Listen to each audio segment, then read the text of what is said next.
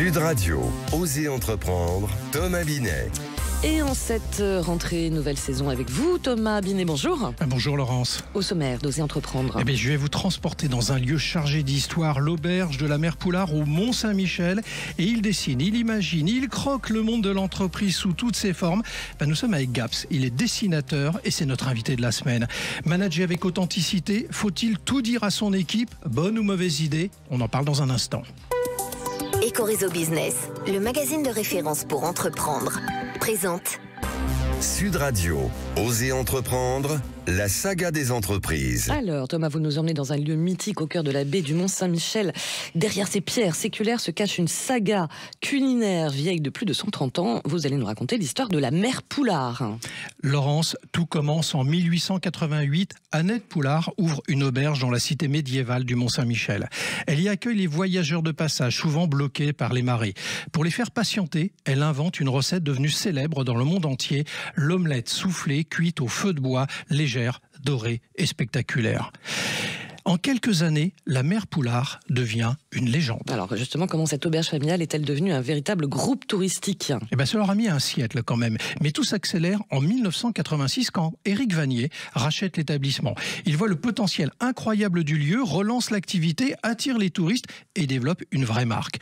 En 1998, il lance même une biscuiterie pour faire rayonner les recettes traditionnelles de la Mère Poulard. Et aujourd'hui, c'est un groupe incontournable sur le Mont-Saint-Michel avec hôtels, restaurants, musées, plus de 2 millions de visiteurs chaque année quand même. Ouais, et la marque continue à cultiver son héritage aujourd'hui. Et plus que jamais, tout est fait dans le respect des traditions. Les œufs viennent toujours de la même ferme locale. D'ailleurs, les omeletiers, comme on les appelle, sont formés pendant des semaines pour maîtriser le fameux coup de fouet. Et surtout, l'esprit d'accueil à la française, celui d'Annette Poulard, est toujours bien présent. Une main tendue entre le passé et le présent dans l'un des sites les plus visités de France.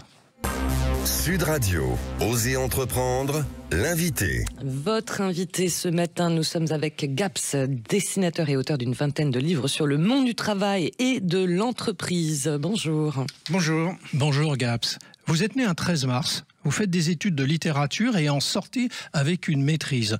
Vous partez pour autant en Colombie enseigner le français à l'Alliance française pendant 4 ans et vous revenez en France, à Paris, pour débuter votre carrière de dessinateur. Tout commence ainsi. Exactement, tout est vrai. Vous aviez la bougeotte ? Ah oui, j'avais vraiment envie de voyager, donc la littérature c'est très bien, on voyageait également dans les poèmes et les romans, mais voyager en vrai c'était... Non, je tenais absolument à faire ça pendant que j'étais encore jeune. Mais vous allez mettre 3 ans à votre retour à Paris, donc en France, pour réussir à vendre votre premier dessin dans la presse écrite. Ouais, il faut bien ça, parce que changer de continent, changer de métier, puis se décider vraiment à faire ce qu'on voulait faire dès le début, ça prend du temps, c'est compliqué, c'est long. C'était compliqué ?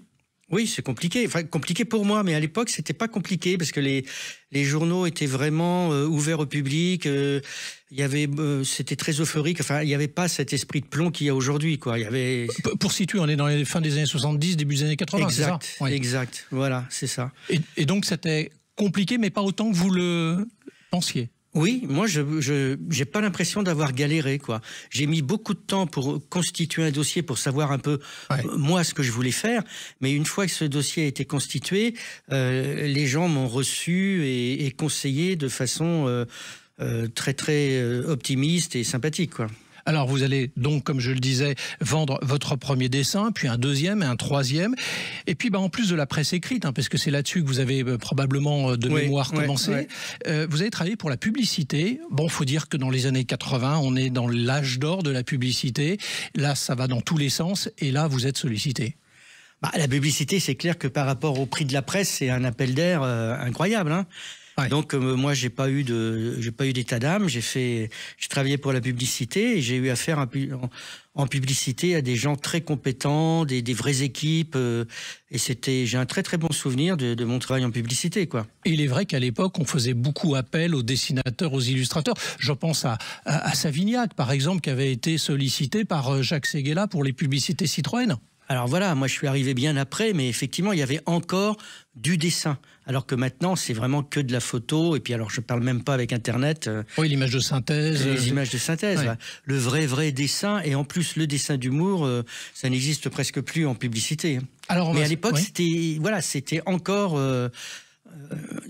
porteur, quoi. Donc vous êtes un entrepreneur en fait.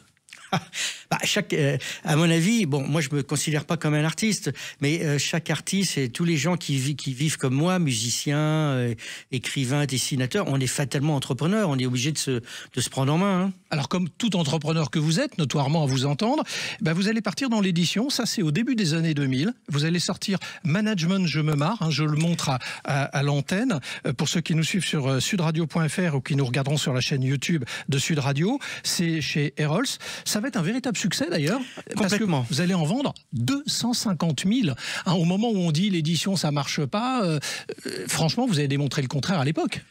Oui, alors j'ai fait ça. Les premiers livres ont été faits avec un ami, puis après j'ai volé de mes propres ailes. Mais effectivement, on a été les premiers à proposer de l'humour sur l'entreprise, et ça a très très bien marché. Alors, vous allez faire donc du monde du travail votre nouveau terrain de jeu. Complètement. Expliquez-nous pourquoi, parce qu'il y a tellement de sujets. D'abord, moi, j'ai aucun a priori. Donc, le monde du travail est un monde comme les autres. Et il y a eu la mode des grandes conventions, des grandes réunions d'entreprises. Et donc, ils ont été comment on appelle ça, les gens les gens qui organisent ces réunions avaient besoin d'un peu d'humour. Et donc, j'ai été appelé pour faire des dessins en direct pendant ces grandes messes d'entreprise qui commençaient très très tôt le matin, qui terminaient jusqu'à 17-18 heures. Et donc, le dessin d'humour permettait de faire passer une meilleure journée aux gens qui assistaient à ça, parce que les messages étaient rarement sympathiques, positifs ou drôles, quoi. Donc là, moi, j'ai été appelé à rentrer dans ce domaine-là. Et là, j'ai eu plein de remontées de terrain qui m'ont permis de faire ces dessins-là. Donc en fait, vous n'avez pas décidé de commencer par l'édition en tant que telle. Vous avez fait des illustrations dans des colloques en direct mis en place par les organisateurs des entreprises. Ouais. Et à ce moment-là, ça vous a donné l'étincelle, l'idée de se dire, mais c'est très riche, j'ai beaucoup de matière, je vais en sortir le premier ouvrage qui s'appelle Management Je me marre. Et puis, tout en sachant que vous en avez sorti une vingtaine. Une vingtaine, oui. Le dernier, c'est le télétravail. Voilà, je le montre aussi à l'antenne sur sudradio.fr, le télétravail Je me marre. Vous nous en avez amené également le bonheur au boulot. Le bonheur au boulot. Oui, ben ça c'est une compilation des différents volumes que j'ai fait avant. Oui. Donc à l'intérieur du bonheur au boulot, on retrouve quelques dessins de mes livres précédents sur la communication, sur les réunions, sur le commercial, et voilà. Alors moi j'ai essayé de sortir, alors on va faire un exercice qui n'est pas simple en radio, c'est d'expliquer, de montrer un dessin par la force des choses. Mais j'ai regardé avec beaucoup d'intérêt Management Je me marre, parce que c'est quand même votre succès de librairie. J'en ai sorti quelques-uns, et il y en a un qui m'a un peu interpellé.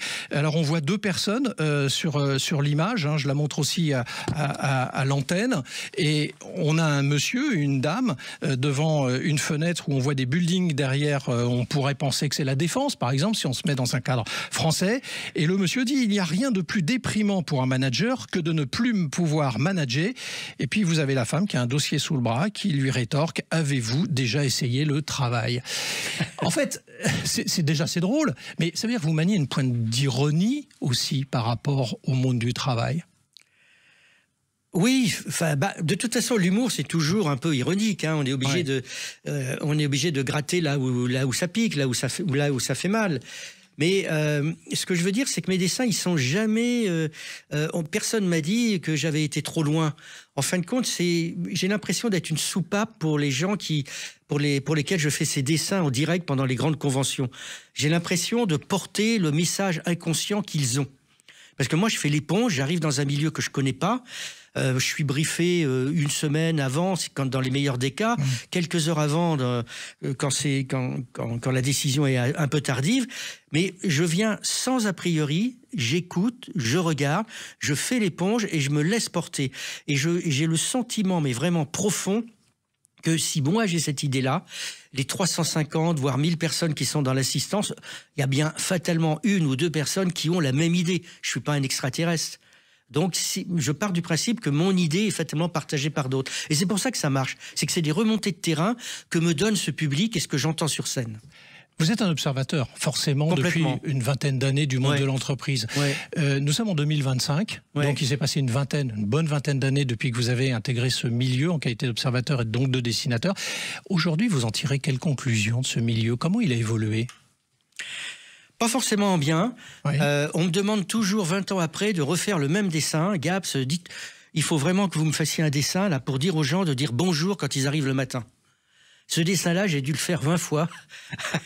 J'ai commencé à le faire dans les années 90 et on me demande encore à le faire. En fin de compte, c'est le comportement des gens qui, lui, n'a pas changé. Le monde de travail a changé, il est très dur. On le voit, il suffit d'écouter les informations. Et donc, il est encore plus dur pour les gens qui y vivent, qui tous les matins prennent le métro et vont travailler dans des univers faussement sympathiques. Parce que la plante verte, la moquette, ça cache pas la réalité du métier. Mon ultime question pour vous, Gaps. Vous êtes entrepreneur, vous nous l'avez dit aussi, et vous adressez donc ce matin au micro de Sud Radio aussi aux entrepreneurs.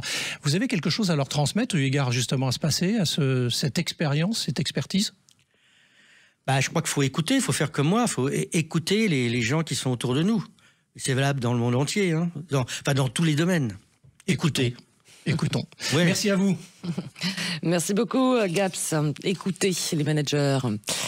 Allez, c'est la suite avec les essentiels de l'entrepreneuriat. Sud Radio, Osez entreprendre, les essentiels de l'entrepreneuriat. Et Thomas, on entend souvent justement que les managers doivent être transparents avec leurs équipes. Concrètement, faut-il vraiment tout dire, tout se dire, hein? Pas forcément, Laurence. Vous savez ce que disait Pierre Desproges? On peut rire de tout, mais pas avec n'importe qui. Eh bien, on va essayer de s'inspirer de cela en disant on peut parler de tout, mais probablement pas avec tout le monde. Être authentique ne veut pas dire se transformer en livre ouvert. Un manager doit partager ce qui aide à comprendre, à avancer, à donner du sens, mais certaines informations trop techniques, trop anxiogènes ou encore confidentielles risquent de déstabiliser sans apporter de valeur ajoutée. Oui, être authentique, ça a des limites, en fait. Exactement, Laurence. L'authenticité, ce n'est pas non plus la brutalité, c'est trouver le juste équilibre, être vrai dans ses intentions, expliquer les choix, reconnaître quand on ne sait pas.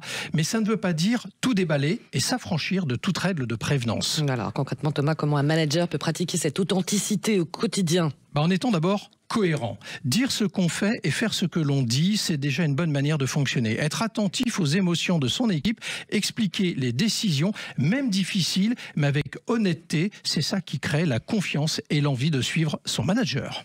Merci beaucoup Thomas et on se retrouve dans quelques instants avec Osez Investir. À tout de suite. Sud Radio, Osez entreprendre, Thomas Binet.